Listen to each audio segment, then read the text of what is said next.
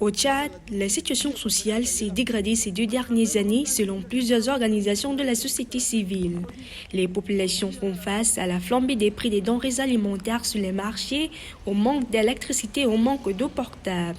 Outre le problème de l'aménagement des routes urbaines, les prix des transports en commun ont aussi doublé et la pénurie de carburant persiste dans les grandes villes du pays. Les autorités se disent conscientes de la situation, mais tardent à annoncer des mesures concrètes pour y remédier. Aujourd'hui, la cherté de la vie est devenue insupportable. C'est un fait observable et indéniable, et elle se vit. La flambée des prix des denrées de première nécessité est inacceptable. C'est pour cela que j'ai présidé la semaine dernière une réunion consacrée à cette question et des mesures ne sauront tarder à être prises pour alléger les souffrances de nos populations. En plus du chômage des jeunes qui s'accentue, une grande partie de la population rurale est exposée à la famine et à la malnutrition infantile.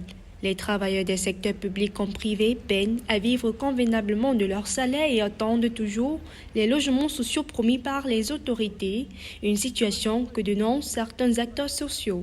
Je pense que le Tchad est encore un pays vierge qui ne produit rien. Tous nos produits aujourd'hui que nous consommons sont importés. Regardons aujourd'hui, nous sommes un pays agropastoral. Malheureusement aujourd'hui sur le marché tchadien, vous avez du mal à trouver du lait tchadien sur le marché. Nous consommons tous de lait venant d'Abu Dhabi ou d'Hollande, d'autres pays.